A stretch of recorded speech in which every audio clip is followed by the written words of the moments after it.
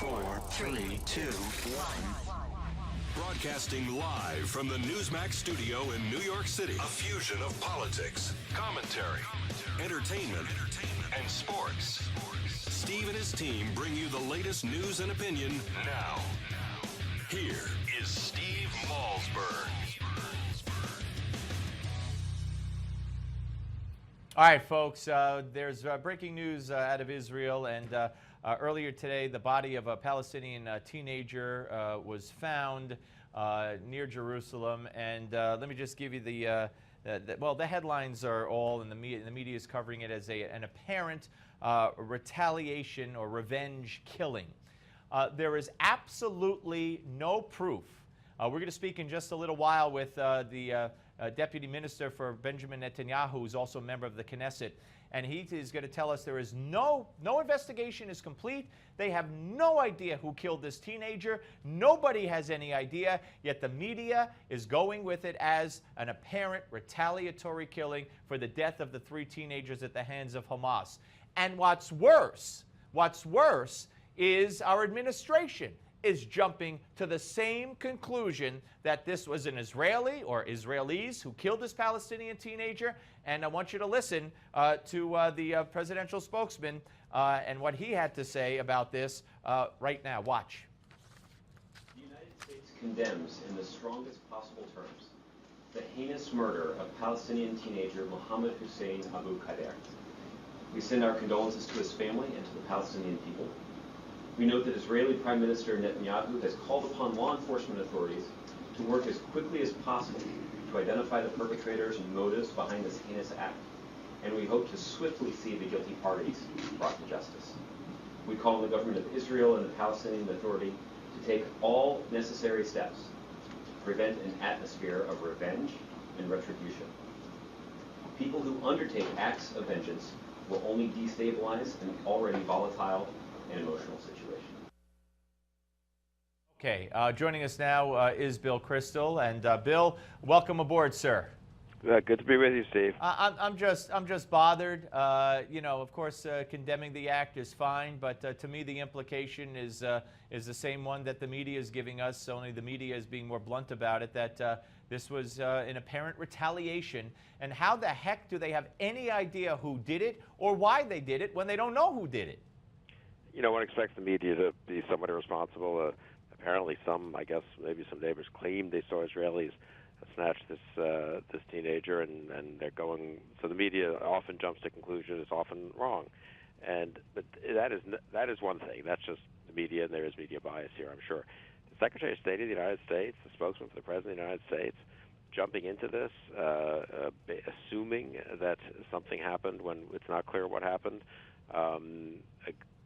It's really, if I seem somewhat incoherent or should be stammering about it, I'm just amazed by it. One thing, I was in government for several years, in the White House for 4 years. One thing I was taught, if you're a spokesman for the United States government at a senior level, you are extremely careful about something like this. This is an incendiary situation, obviously, in Israel itself, in the territories. You are incredibly careful. Obviously, you say you're sorry that a young man was killed, but you are waiting and you deplore, to denounce, of course, anyone who murders anyone, but you're waiting to get more information and you urge calm on everyone. That's it, period.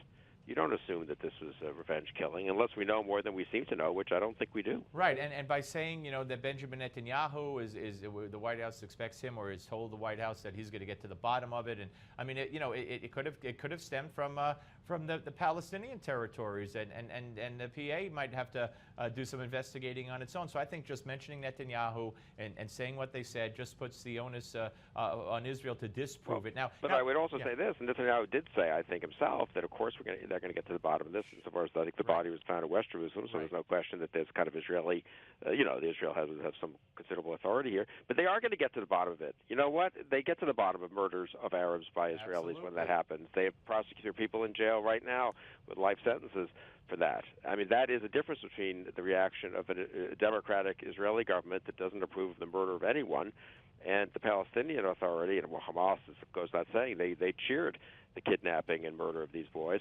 and even the Palestinian Authority, which, some of whom sort of denounced it and most of whom did nothing or privately even not even so privately, basically went along or even cheered it. So, I mean, in a way, I think the different reactions highlight the differences between the two societies, the two cultures. Yeah, and going on the word of a neighbor or neighbors who said they saw this or that, I mean, could anybody say the Jenin massacre? I mean, you know, come on, we've been through this and down this road time after time with the ambulances, with the bodies being taken in and taken out and reloaded. I mean, how many times does the media have to be fooled? Maybe they want to be fooled.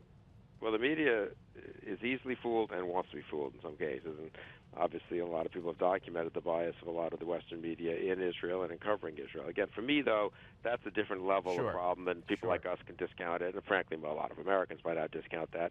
I mean, it does damage media bias, but for the government of the United States, for the Secretary of State of the United States, to be so cavalier and I think genuinely irresponsible, it is shocking.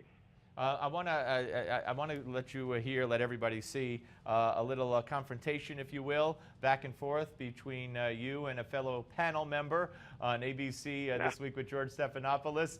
Let's roll that. This country should not go back to war. We don't need armchair warriors. And if you feel so strongly, you should, with all due respect, enlist in the Iraqi army.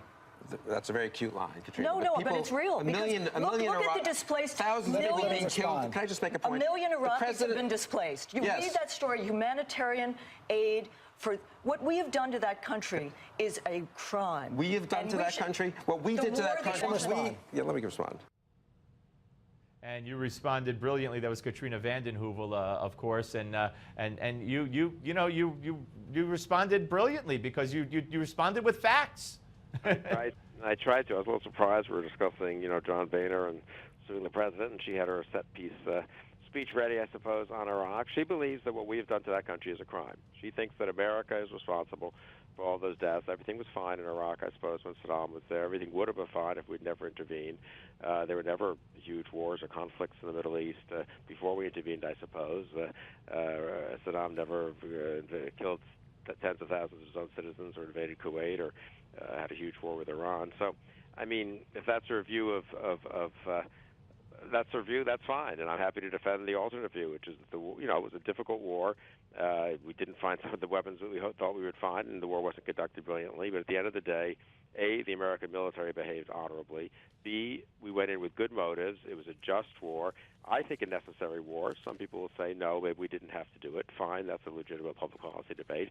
And thirdly, President Bush adjusted strategy, and we ended up with the surge, and we ended up he left office with things in pretty good shape in Iraq. And President Obama himself said at the end of 2011 that things were in very good shape in Iraq. And it's his pullout and his allowing of the Syrian civil war to spin out of control, and his general signal that we're sort of checking out of any global responsibilities that I think is now causing this terrible, terrible situation there. So I'm happy to debate that. I think it's I don't know. It's fine. If Katrina wants to come on and be on a panel, use being on a panel with me as a way of appealing to her. I suppose. Look, she felt strongly that she wanted to say what she wanted to say. She looks at you and she sees Dick Cheney, George Bush, Donald Rumsfeld. She sees all the neocons in her mind. You know what is striking to me, Steve? I mean, look, people can be, God knows, they can be against the Iraq war, they can be against doing war in Iraq right now. What's striking, liberals once, and there are liberals who have that view, but there are liberals who have that view with a sense of the tragic side of it, which is that, a lot of people can get killed over there. Maybe we would only make it worse. Maybe we're not capable of making it better.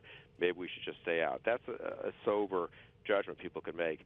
She is utterly cavalier about that. It's as if 160,000. I mean, didn't liberals used to care about their fellow human beings? 160,000 Syrians killed. What's happening in Iraq today?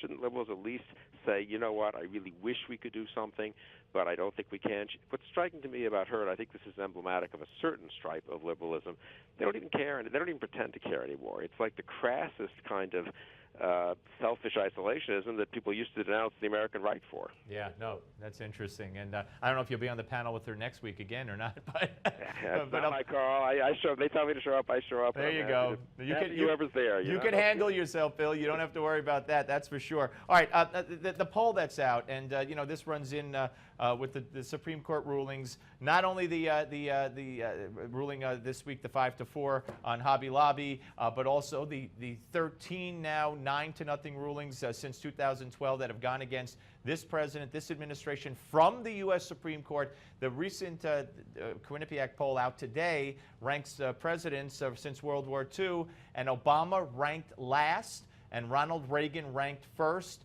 I take some heart in that anyway. What do you think? No, I think it's important. I saw that poll early this morning. I was really struck by it. I mean, for Obama to be ranked worse than Bush, and he's the sitting U.S. president, is pretty striking. And I think it does suggest that voters were very disappointed with George W. Bush, and obviously partly elected Barack Obama's repudiation of Bush. And Barack Obama still benefited in 2012. I think, by the sort of being able to run against a memory, maybe an unfair memory, but a memory of George W. Bush. For voters to have pivoted means that Barack Obama's policies have been so mugged by reality, both in foreign policy and greater exposure to what he's trying to do at home, whether it's Obamacare, infringements on religious freedom, and so forth, that people have decided, that he's worse. And that is pretty startling. And I think it is heartening for 2014, and really going forward, it means Republicans have a chance to say, look, we tried this experiment, it did not work, we need to go in a different direction. It really puts a premium on Republicans now having a chance, having an opportunity to really lay out their own agenda. How'd you feel? Any surprise when he came out the same day as the Hobby Lobby defeat and said, I'm going to reform immigration? I mean, does he feel no responsibility for what's happening incidentally on the border? Why are those people showing up? Why are the parents sending their kids on buses up here? Because they were kind of told, basically, by the president, you would be fine. The encouragement is still there. Bill, great to talk to you, sir. Thank you very much, as always. Thanks, Steve. Take care. Bill Kristol, ladies and gentlemen. You want to weigh in on any of these topics we're talking about or others? Do it through social media. The panel's next, but you can see on the screen how to weigh in.